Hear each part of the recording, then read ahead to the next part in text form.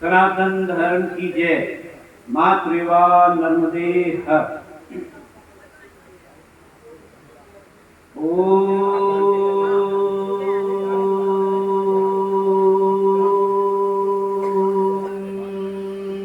तत्सत्।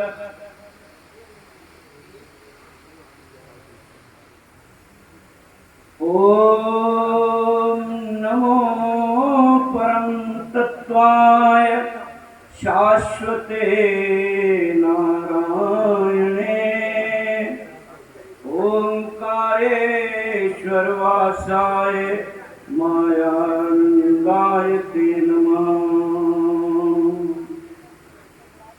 यस्मात् जातं जगत् सर्वं यस्मिन्नेव प्रलीयते तेनेदं धारयेत् चैव तस्मै परमात्मने नमः। अखण्डमण्डलाकारं व्याप्तं येन चराचरं तत्पदं दर्शितं येन तस्मै सद्गुरुवे नमः।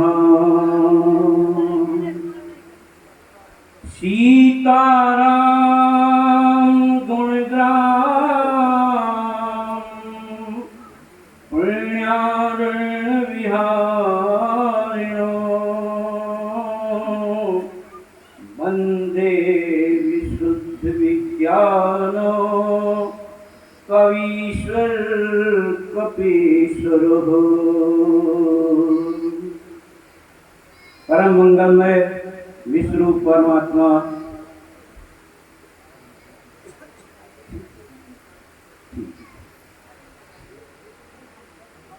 परमात्मा स्वरूप तत्वदर्शी सदगुरु के चरणों में सादर नमन करते हुए कलयुग में दिव्य दृष्टि के आविष्कारक सत्य प्रवर्तक नवबोध अवतार नारायण भगवान श्री नारायण जी चैतन्य द्वारा स्वधर्म के अनुसार आत्म शांति एवं विश्व शांति संस्थापित केंद्रीय आध्यात्मिक ज्ञानशाला और कालेश्वर के तत्वावधान में आयोजित 3 दिवसीय राष्ट्रीय मानस अध्यात्म सम्मेलन के आयोजन के 3 दिन की अंतिम बेला में उपस्थित दूर दराज के क्षेत्रों से आए हुए महापुरुषों,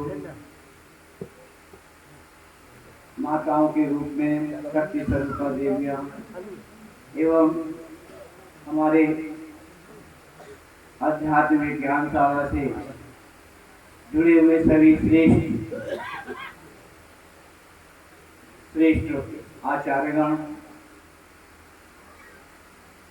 और वर्तमान संचालक नारायण स्वरूप परम पूज्य जगत गुरु श्री स्वामी जी के चरणों में सादर नमन करते हुए वंदनीय माता जी को सादर नमन करते हुए जिनका यह जन्म व कर्म क्षेत्र है, जिन्हें हम 5वें संचालक के रूप में नारायण स्वरूप जीवनानंद जी के नाम से जो प्रसिद्ध हैं, हमें भी उनका कुछ सानिध्य प्राप्त रहा, ये मेरा सौभाग्य है और उसी के कारण आप सब लोग के दर्शन हमें सुलभता से प्राप्त हो रहे हैं। आज 3 दिन में अंतिम बेला में भगवान राम का जब राज्याभिषेक हो जाता है, उस समय के प्रसंग को हम रामचरितमानस से अपने स्वानुभव को आप लोगों के सामने प्रस्तुत कर रहा हूँ। एक बार रघुवीर बुलाए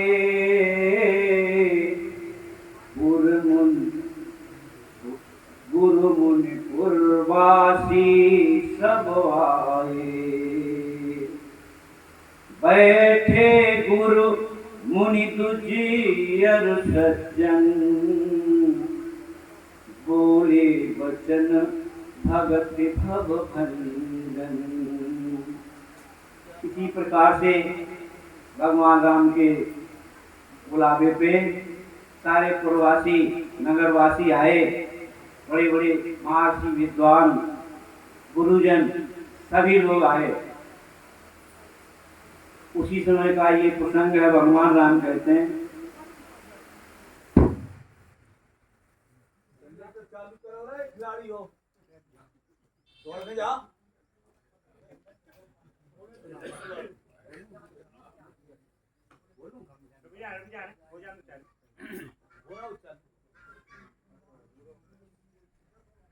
तीस मिनट है आपके महाराज। हाँ महाराज बिल्कुल। भैया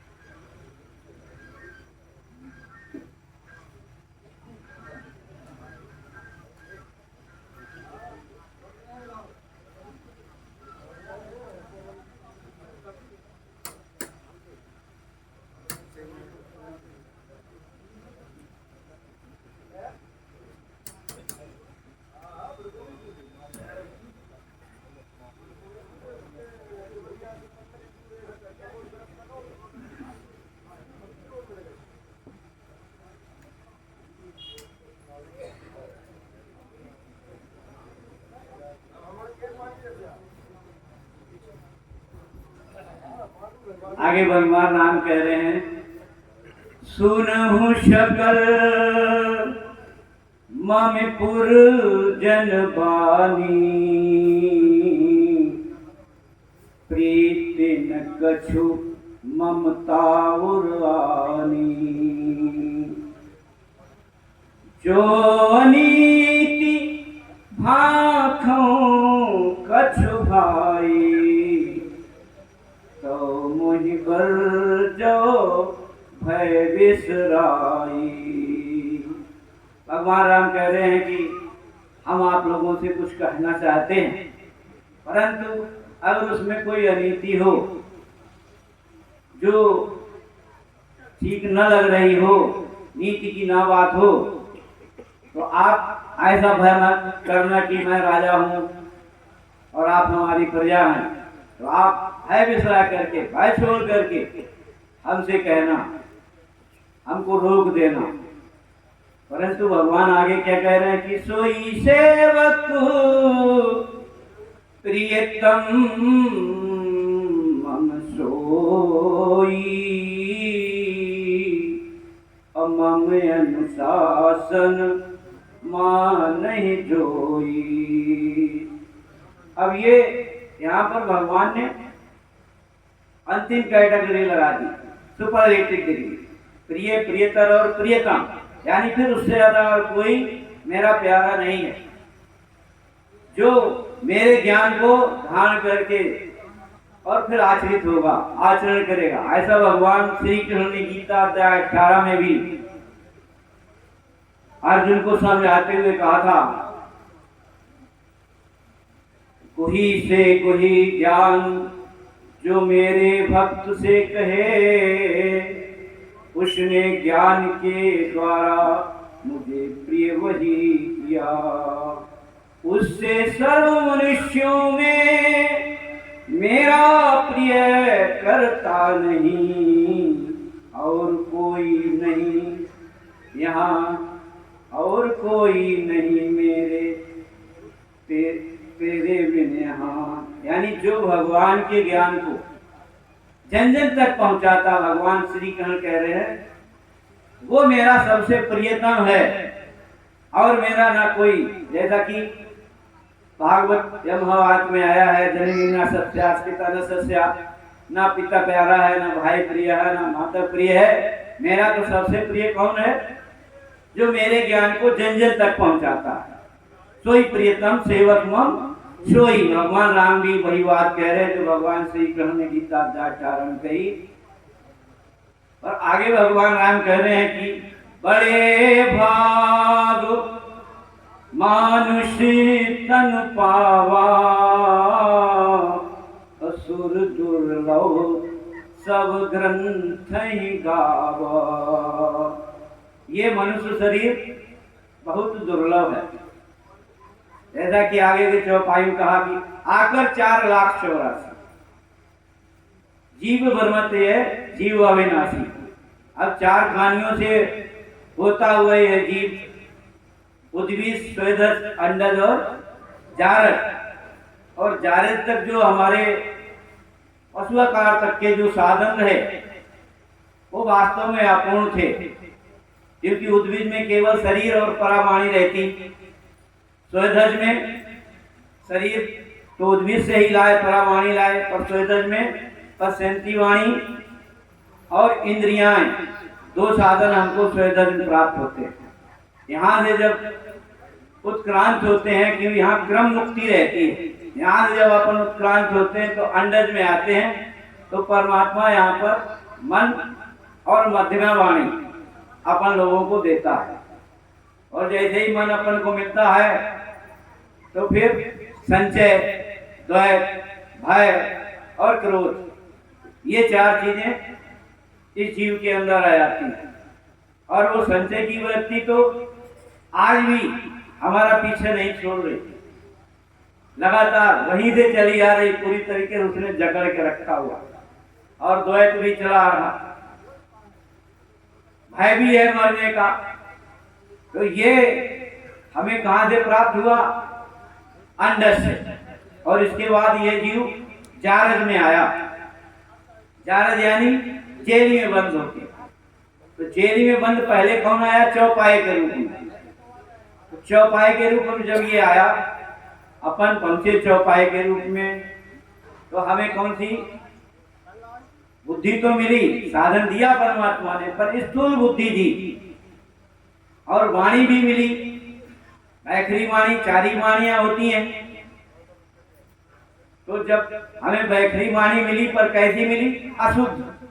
जैसे कोई भी जानवर, जैसे अपनी गाय है, बकरी है, वो माँ करेगी, पर माताजी, पिताजी, भाई साहब नहीं बोल सकते, क्योंकि वहां परमात्मा ने जो वाणी को दी, पर कैसी दी?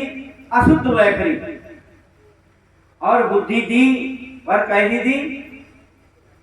जड़ बुद्धि दी, मोटी बुद्धि दी। नहीं तो एक शेर जो जंगल का राजा रहता है, वो कितने गांव पे अपना अधिकार जमा लेता है। एक हाथी इतना बलशाली होता है, अगर उसके पास विवेक बुद्धि होती तो एक महावत उसके ऊपर बैठ के अंकुश लेके उसको नहीं चला सकता था, क्योंकि वो तो हजारों मनुष्यों को एक साथ दबा सकता है। तो वो तुलसीदास जी इसमें ये समझाना चाहते कि बड़े भाग मानुष तन पावा। यहां से होते हुए ये हमें जो अंतिम, इसके बाद सृष्टि चक्र में और कोई उत्क्रांति नहीं है शारीरिक दृष्टि से, तो ये मानव शरीर मिला। तो वही तुलसीदास जी लिख रहे, बड़े भाग मानुष तन पावा। और आगे की जो अर्धावली है वो अक्सर गड़बड़ में चली जाती है। सुर दुर्लभ सब ग्रंथ ही गावा। अभी हम मनुष्य बने, बनना क्या है? वास्तव देवता बनना है। देवता कब बनेंगे? जब देवी गुण आएंगे। देवता जिसे हम समझ रहे वास्तव में वो कभी रहे, उनका कोई अनादर नहीं है। जो हमारे मंदिरों में प्रतिमाएं लगी रहती हैं, अथवा जो भी हमारे घरों में कैलेंडरों के रूप में या हमारे पूजा स्थल में रखे, उनका कोई अनादर नहीं है, वो कभी देव रहे। लेकिन गीता अध्याय 16 में दैवासुर संपद में भगवान श्री कृष्ण ने दैव के लक्षणों को विस्तृत बताया है। भगवान ने कहा, निर्भय चित्त की शुद्धि, रहना ज्ञान योग में, देखना सोचना यज्ञदम प्रेम उदारता, अहिंसा सत्य अक्रोध, त्याग शांति अपैशुन, भूत दया अलोलुपता, लज्जा चलनम्रता, क्षमा तेज गति शौच, अद्रोहनाति मानिता, दैवी संपत्ति वालों में दिखे ये गुण भारत। अब उनका विवेचन अगर करेंगे तो फिर पूरा ही समय चला जाएगा। पर मेन दो गुण भी अगर आ जाए जीव के अंदर, सत्य और अहिंसा का, तो वो पूरी तरीके से देव श्रेणी में चला जाएगा। केवल दो ही आ जाए। और अगर हमारे अंदर ये गुण में एको गुण नहीं आता है, तब जो दूसरी बात भगवान श्री कृष्ण कही, दंभ गर्वाभिमान क्रोध अत्यंत कट बोलना और अज्ञान ये पांच चिन्हासुर भाव के, ये मोटे मोटे जिसमें 5 लक्षण दिखते हैं। शरीर से तो मानव ही होगा, मेरे घर में ही होगा, पुत्र हो सकता, भाई हो सकता, पिता हो सकता, कोई भी हो सकता। परंतु अगर ये मोटे मोटे 5 लक्षण दिखें, दंभ गर्वाभिमान, दंभ यानी हमेशा पाखंडवाद, गर्वाभिमान गर्व की बात करना, मानना होता ऐसा नहीं होता। दंभ गर्वाभिमान क्रोध, जरा जरा सी बात पर क्रोधित हो जाना, और अज्ञान, ये 5 लक्षण जो हैं वो जिस पिंडभूत शरीर में रहते, काया तो सबकी एक जैसी होगी, परंतु ये 5 गुण जिनमें रहेंगे वो कौन है? वास्तव में वो असुर हैं। तो ये हमें क्या बनना है? बड़े भाग मानुष तन पावा सुर दुर्लभ। देवता बनना कैसा है? कठिन है, दुर्लभ है, ये सब छोड़ना पड़ेगा, छल कपट पाखंड, और हमें दैवी गुण धारण करने पड़ेंगे। जब हमारे अंतःकरण में, हमारे चरित्र में दैवी गुण आ जाएंगे तो शरीर तो वही रहेगा, काया वही रहेगी, पर वास्तव में अपन क्या हो जाएंगे? दैव हो जाएंगे, जो कि दुर्लभ है। ऐसे संत तुलसीदास जी ने इसमें हम लोगों को समझाने लायक भगवान राम के मुख से ये बात कहवाई। आगे भगवान कह रहे हैं कि नर समान नहीं कब न देई, जीव चराचर जाचत जेही। अब यहाँ पर मनुष्य की फिर 4 कैटेगरी रहती है। भगवान दयानंद ने जो पदों में लिखा, पशु मनुष्य, मनुष्य मनुष्य, नर और नारायण। पशु मनुष्य के लक्षण भी भगवान ने पूरी अच्छी तरीके से संग्रह दिए। जाने नहीं निज स्वभाव, मतलब इत जाति भाव, चमत्कार बल प्रभाव, माने प्रभुताई, इत्यादि बहुत से ऐसे लक्षण हैं।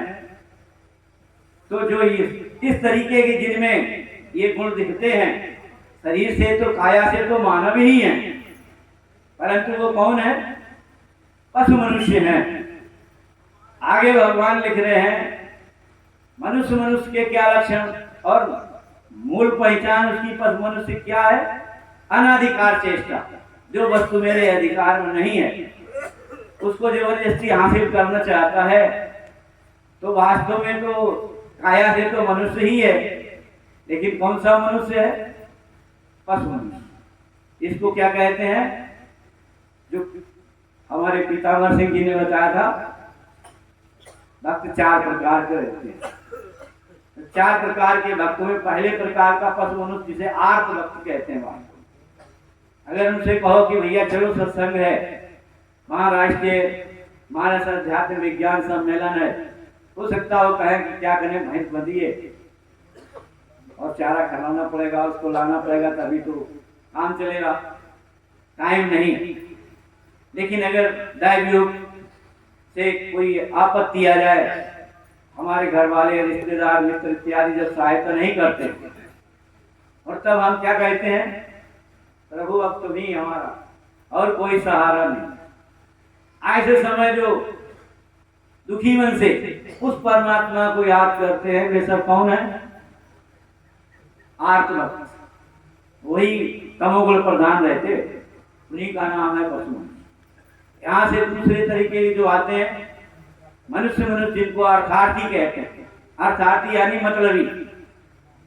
अपन भी जाते हैं मंदिर, मस्जिद, गिरजाघर आदि,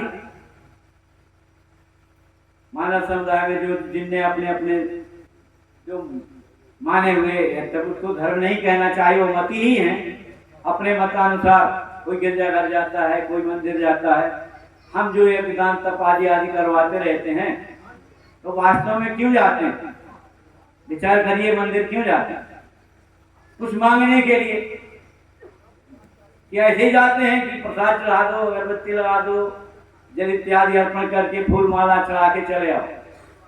मांग पत्र तो पहले ही से पेश करके जाते हैं, बिना मतलब के कोई नहीं जाता, ना तीर्थ यात्रा, न मंदिर, न मस्जिद, न गिरजाघर, अपना मांग पत्र लेके जाता। वो सब क्या है? अर्थार्थी यानी मतलबी भक्त, मनुष्य। भगवान ने भी लिखा है, मनमानी वृत्ति सत्य बिना कैसे तरिए, अन्नामृत विष्टा कर डालें, जल का मूर्त बनावे, सो पवित्र दुर्गंध निकालें, उसे छूतवत लावे। तो इस तरीके का उसमें लंबा पद है, पूरा तो निरूपण ठीक नहीं। तो भगवान ने जो ये अपने सामने रखा, जिसकी बुद्धि छुआछूत, ऊंच नीच, भेदभाव में पड़ी हुई है, वो सब कौन है? मनुष्य। शरीर से तो काया वही है, पर वास्तव में कौन है? मनुष्य। अब उससे जब ऊपर ये जीव जाता है, तो वो मंदिर भी जाए चाहे हाँ है, उसकी जिज्ञासा होती है, आखिर वो शक्ति कौन सी है, आखिर वो परमात्मा कैसा होता है जो सबको बनाने वाला है, सबका पालन करने वाला है, अंत में सबका लय करने वाला है। उसको जब जानने की इच्छा आ जाती है जीव के अंदर, तो फिर वो नर बनता है। वही तुलसीदास जी लिख रहे हैं कि नर समान नहीं कवनो दे, जीव चराचर जाते थे। वो नर में, अब यहाँ तो सारे लोग वही बैठे हैं, उससे भी ऊंचे बैठे, अपन तो वहां तक अभी नहीं है।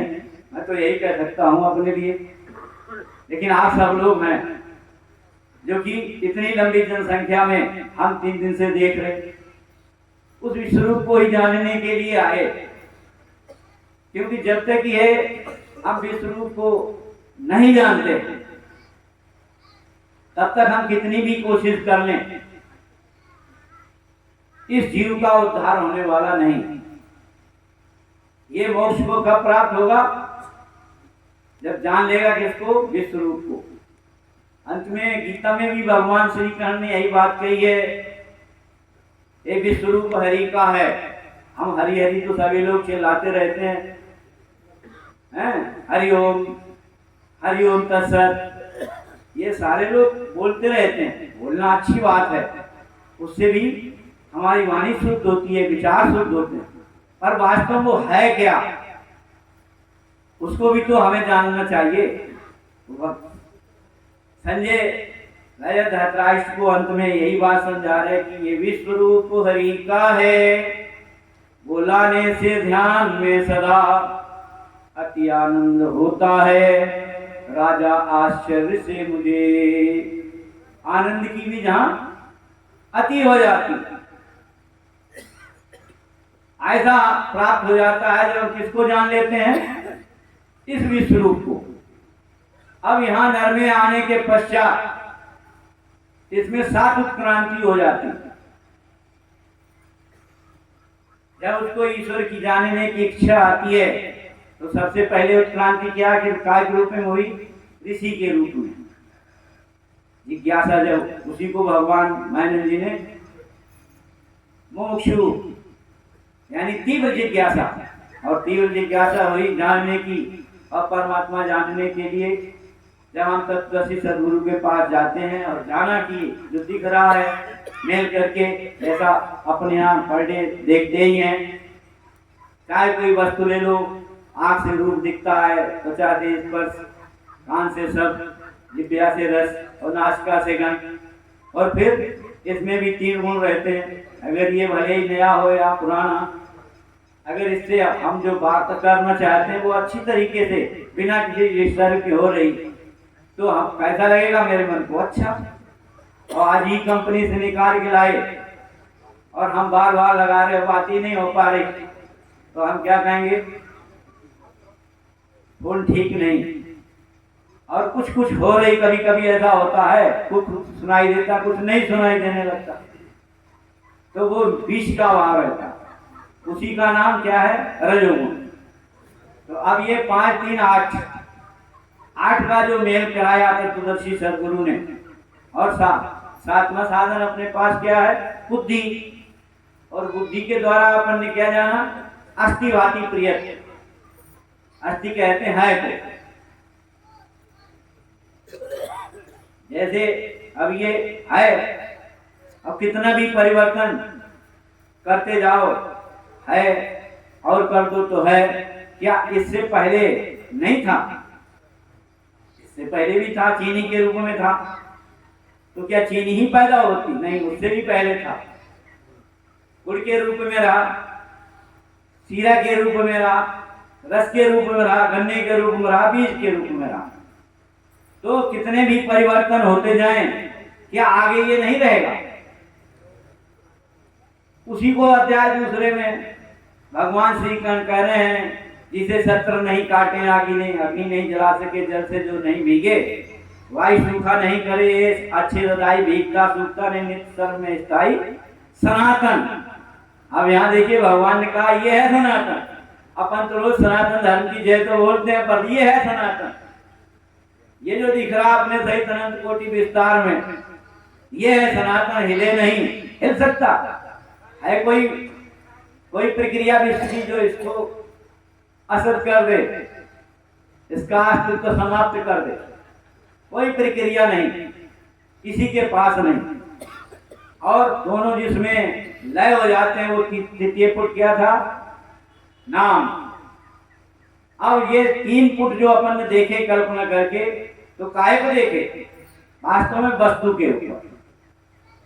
वस्तु विश्व यास्ति, ये यही है जो दिख रहा। जब तक इसको न जान पाएंगे, तब तक हमारी पहली क्लास जो ऋषि है वही पूरी नहीं होगी।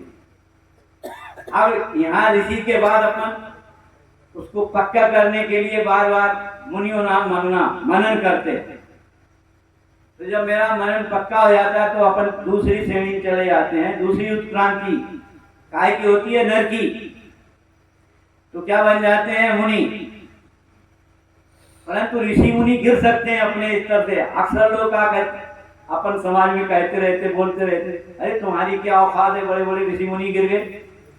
तो भाई ऋषि जिसने खोजने गया, पढ़ने गया, मन नहीं लगा 1 2 बार 4 बार में, कहता यार मेरे समझ में नहीं आता, छोड़ो ये झंझट, हमारे बस की बात नहीं। जान भी गया, थोड़ा बहुत मनन करने बैठा, बार बार चिंतन कर रहा, मनन कर रहा, नहीं लग रहा मन, नहीं चित्त में जा रहा, तो वहां से छोड़ देगा। परंतु जब वो वहां से उत्क्रांत होकर ऊपर जाती, ये हमारी जो बुद्धि, तब अपन क्या बन जाते हैं? देवऋषि। तो देवऋषि के लिए जरूर संत तुलसीदास ने लिखा रामचरितमानस में, मृषान होई देव ऋषि भाषा, उमा सुबचन हृदय धरि राखा। जो तृतीय भूमिका में पहुंच जाता है, वो फिर उसकी कही हुई बात असत नहीं हो सकती। क्यों नहीं हो सकती? क्योंकि वो देख के ही कह रहा, प्रयोग करके कह रहा, पटकल करके कह रहा। वो देवर्षि की तीसरी भूमिका में ये जीव चला जाता है। तो वहां से जब उत्क्रांत होता है, तो चौथी भूमिका काय की है? महर्षि की। राजऋषि और महर्षि 2 शब्द हैं उसके लिए। राजऋषि क्षत्रिय वर्ण, महर्षि ब्राह्मण वर्ण। तो जब उसको पूरा, जिसे डिमांस्ट्रेटर कहते हैं, पूरा डिमांस्ट्रेशन कर करके बताने लगता है, खोल खोल के समझाता है, वो महर्षि। सर्वतो गुण संपन्न, वो महर्षि होता है।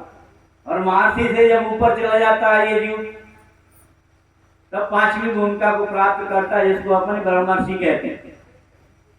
जो वशिष्ठ जी रहे, महर्षि में विशेषकर भृगु का नाम आता है, देवर्षियों में नारद जी का, मुनियों में व्यास, और ऋषि तो बहुत हुए, गौतम कलादि आदि।